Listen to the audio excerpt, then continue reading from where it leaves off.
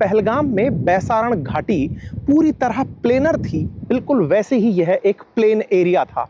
पहलगाम में हुआ हमला कहीं इसी की तर्ज पर तो नहीं था, जैसे वहां पर किसी ने सोचा नहीं था हमला होगा। पहलगाम के अंदर तस्वीरें देखी हों, फायरिंग के समय पर जिप लाइन से बैठ करके कुछ लोग घूम रहे हैं, फायरिंग की आवाजें भी आ रही हैं, तो लोगों को लग रहा था। साथियों, जहां मैं खड़ा हूं ये जगह है इजराइल का किबुत्स शहर, जहां पर सुबह 7 तारीख के दिन हमास के आतंकियों ने सैकड़ों की संख्या में अराउंड 3000 लोग जो पार्टी करने यहाँ आए हुए थे उन पर अंधाधुंध फायरिंग कर दी थी। जब मैं ये जानकारी आपको दे रहा हूँ, असल मायने में उस समय यहाँ पर नोवा फेस्टिवल चल रहा था और नोवा फेस्टिवल का मेन स्टेज वहाँ बना हुआ था।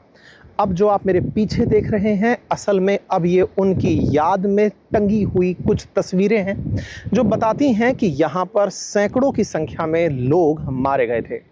ऑफिशियल फिगर की बात करूं तो लगभग 400 लोग केवल इस स्थान पर गोलियों से भून दिए गए थे और 40 लोगों को यहाँ से अगवा कर लिया गया था। ये जगह गाजा पट्टी से बहुत नज़दीक है, लगभग 1.5 से 2 किलोमीटर दूरी पर यह जगह है। घटनाक्रम क्या हुआ और ये कश्मीर से कैसे रिलेट करता है, या फिर मैं ये कहूँ कि पहलगाम में हुआ हमला कहीं इसी की तर्ज पर तो नहीं था, इसे ज़रा समझने का प्रयास करते हैं।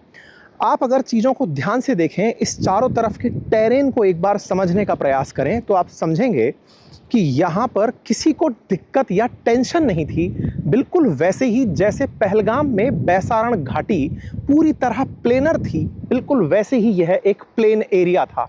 ये एक ऐसा एरिया था जिसके बारे में किसी को चिंता इस बात की नहीं थी कि यहाँ पर कभी टारगेट किया जा सकता है, बिकॉज ये कोई बॉर्डर एरिया नहीं था।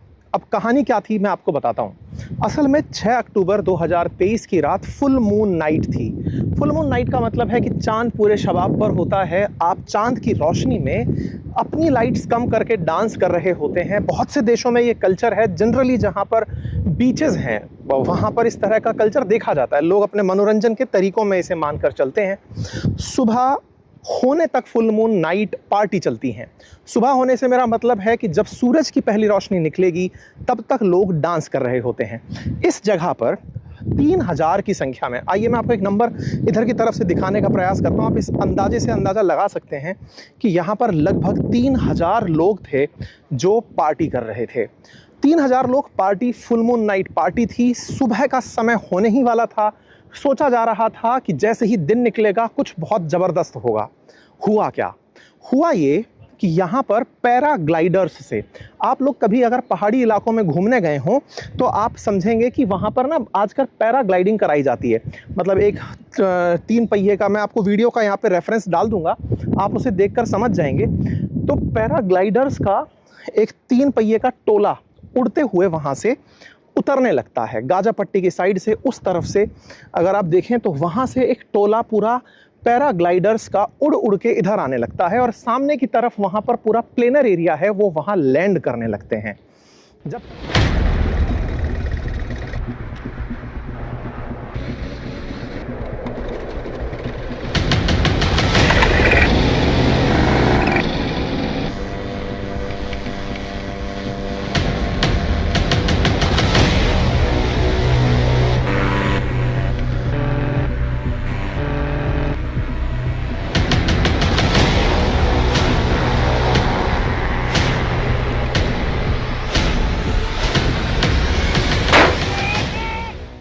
पैराग्लाइडर्स वहां लैंड करने लगते हैं तो पार्टी में मौजूद लोगों को लगता है कि पार्टी के आयोजकों ने इवेंट को खास बनाने के लिए एक साथ इतने सारे पैराग्लाइडर्स भेज दिए हैं।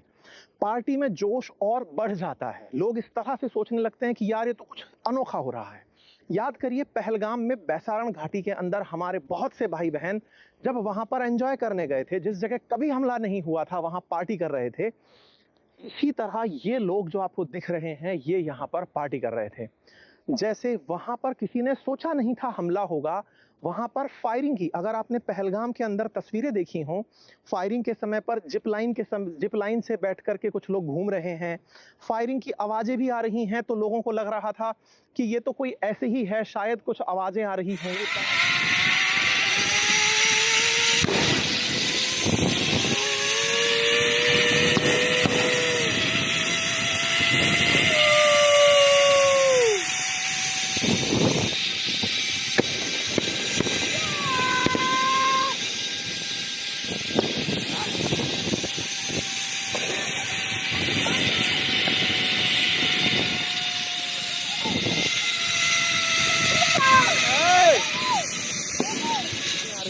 बैसारण घाटी में अगर आपने भारतीय पर्यटकों को देखा हो तो आपने रिलेट किया होगा कि वो अवेयर ही नहीं थे, उन्हें लग ही नहीं रहा था कि यहाँ हमला हो सकता है। जब आतंकवादी बिल्कुल उनके नजदीक चल के आ गए थे तब भी उन्हें ऐसा लग रहा था कि ये तो हमारी आर्म्ड फोर्सेस हैं। बिल्कुल ऐसे ही यहाँ हुआ।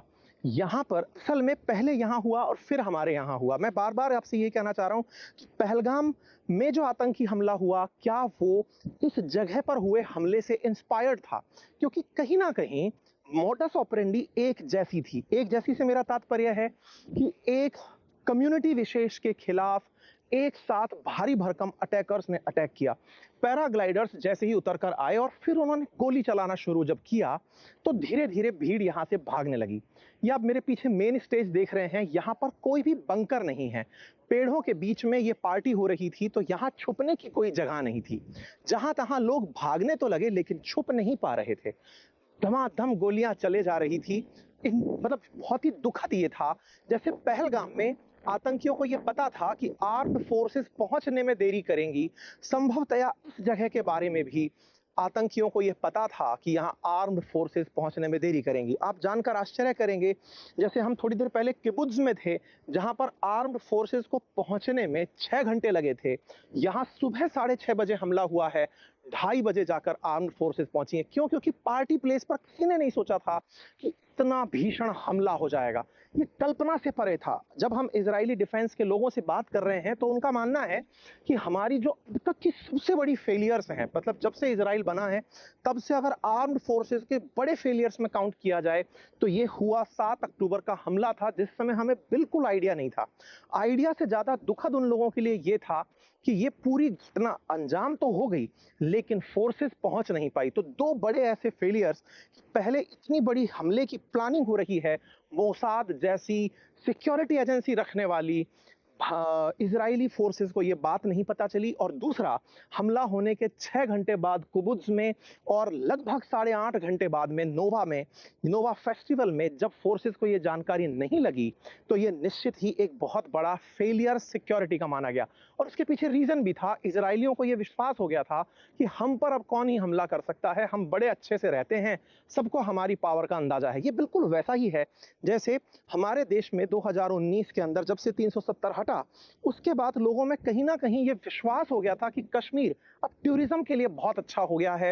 विश्वास बहाली हो चुकी थी कि कश्मीर में अब कुछ गलत नहीं हो सकता। आर्म्ड फोर्सेस ने सबको इतना अच्छे से आगमन कर दिया। हम और आप जैसे लोग लगातार चर्चाएं ये कर रहे थे कि यहाँ पर अब आतंक की कोई चिंता नहीं है, लेकिन जो हुआ वो आपके सामने था। आतंक की जो घटनाएं वहां पर घटी थी कश्मीर के अंदर, उन घटनाओं को अगर आप ऑब्जर्व करें तो आप एक चीज बहुत ज्यादा पाएंगे, उसमें भी विश्वास के साथ हुआ विश्वासघात था। सेम ऐसे ही यहां पर विश्वास के साथ हुआ विश्वासघात था। जिस तरह भारत के अंदर पहलगाम हमला विश्वासघात का था, वैसे ही इजराइल में हमसे 2 साल पहले हुआ नोवा फेस्टिवल पर हमला विश्वासघात का था। और जब मैं इन दोनों बातों को रिलेट करता हूं तो मैं आपको याद दिलाता हूं कि हमास के इन्हीं आतंकियों ने पाकिस्तान ऑक्यूपाइड कश्मीर में आकर के भारत में हमले की प्लानिंग का वीडियो डाला था। और अगर आप ऑपरेशन सिंदूर के बाद में पाकिस्तान की तरफ से आ रही फायरिंग्स को आपने देखा हो तो आप पाएंगे कि उन्होंने एक साथ मल्टीपल बैलिस्टिक मिसाइल्स को छोड़ा था। बहुत सारी ऐसे एम्यूनेशंस भारत की तरफ फेंके थे ताकि भारत की जो सिक्योरिटी सुरक्षा कवच जो हमारे द्वारा लगाई जा रही है, सुरक्षा कवच जो था हमारा S-400, वो जो अपनी एक्यूरेसी में 99.1% या 4% के आसपास काम करता है, तो 0.6% भी फेलियर अगर हो और वो फेलियर पूरी तरह से भारत को नुकसान पहुंचा सके। बिल्कुल ऐसे ही जैसे इजराइल के पास में आयरन डोम है, लेकिन उस आयरन डोम को नाकामयाब करने के लिए उन्होंने लो लाइन तरीके से अपने पैराग्लाइडर्स को उड़ाया और उन पैराग्लाइडर्स को उड़ा करके यहां पहुंचे, क्योंकि आयरन डोम हीट सेंस करता है और वो हीट पर रिएक्ट करता है। लेकिन पैराग्लाइडर्स अगर उड़कर आ रहे हैं तो वो उन पर रिएक्ट नहीं करता है। इसी कारण से आयरन डोम यहां पर काम नहीं कर पाया था। ये बहुत बड़ा सवाल है कि आयरन डोम से ये इनको क्यों नहीं बचा पाए, क्योंकि आयरन डोम को हीट सेंस करनी थी। हीट सेंस के अभाव में यहां पर हुए हमले को वो बिल्कुल भी सेंस नहीं कर पाया था। और चूंकि हमास का मोडस ऑपरेंडी है, अगर आपने रिसेंटली ईरान और इजराइल का वॉर देखा हो तो आपने ऑब्जर्व किया होगा कि ईरान ने सैकड़ों की संख्या में एक साथ मिसाइलें फेंकी थी इजराइल की तरफ, ताकि आयरन डोम अगर किसी को छोड़ भी दे तो भी वो इजराइल को नुकसान पहुंचाए। बिल्कुल वैसे ही जैसे हमारे यहाँ पर पाकिस्तान की तरफ से सैकड़ों की संख्या में एक साथ बॉम्बार्डमेंट किया गया था, और वो बॉम्बार्डमेंट जब हम पर हुआ तो उसमें से जो बच गया उसने हमारे जम्मू के अंदर कुछ शहरों को, हमारे बॉर्डर एरियाज में कुछ जगहों पर हल्के फुल्के नुकसान पहुंचाए।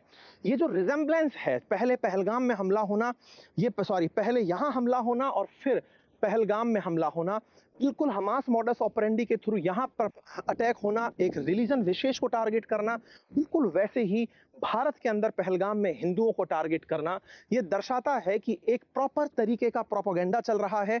ये तैयारियां हैं बहुत बड़े स्केल पर भारत को नुकसान पहुंचाने की। मैं समस्त भारतीयों से आह्वान करूंगा कि जब जब राष्ट्र के मुद्दे हों, हम सब एकजुट हों। हमें दुश्मन से लड़ना है, आपस में नहीं। बस इसी के साथ फिलहाल के लिए इतना ही। धन्यवाद।